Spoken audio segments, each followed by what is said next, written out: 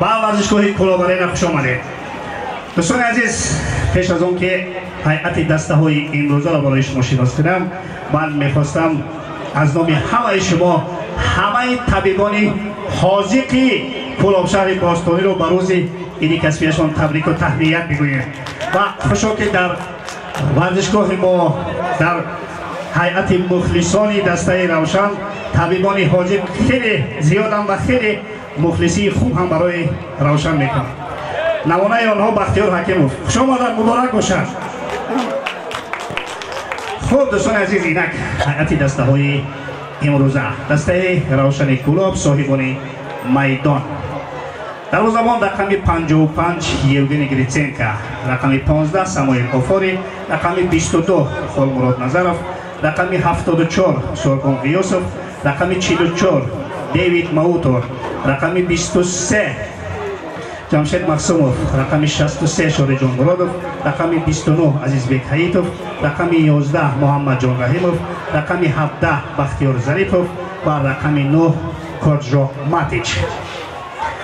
بازیگران احتیاطی دسته روشن کلوب: رقم 69 محمد ربی رحمت‌اللهیف، رقم 14 بختیار خورشید، رقم 88 اندری مارکویچ، رقم 70 کریستیان موچیچ، رقم 20 کمال سیدین، رقم 31 مسرور قیوم‌الدینов، رقم 77 سلام مشهور محمدов, رقم 7 جمشید مرادов, رقم 13 حمیدجان سفرов, رقم 50 محمد جان میراحمدов, رقم 12 محمد تاشев و تحت رقم 10 عزیزبек سلطانов بازی میکنند.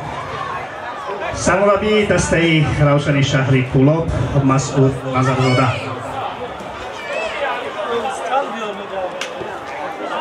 دسته کلوبی مرکزی ورزش ارتش دروازه‌بان رقم 1 شاهرخجان اشبوتاев, رقم 20 کامران ابراهیمов, رقم 4 کامران میرزاخان, رقم 3 بختیار عظیمов, رقم 10 جرارد بکینده بیولانگه, رقم 28 اوانی جوبز کواسی, رقم 17 اسماعیل خالов, رقم 11 محیدین عادیرов, رقم 21 وایسیدین سفرов, رقم 44 عبدالخلیل بارانов و رقم 14 اسلامبек اسحاقجانov.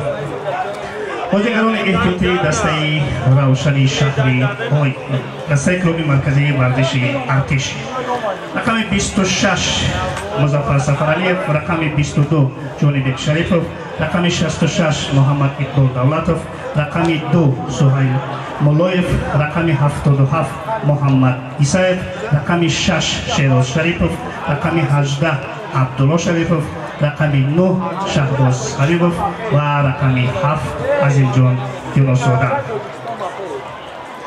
سرمربی دسته کلوب مرکزی ورزش ارتش شمس‌الدین قاسمov.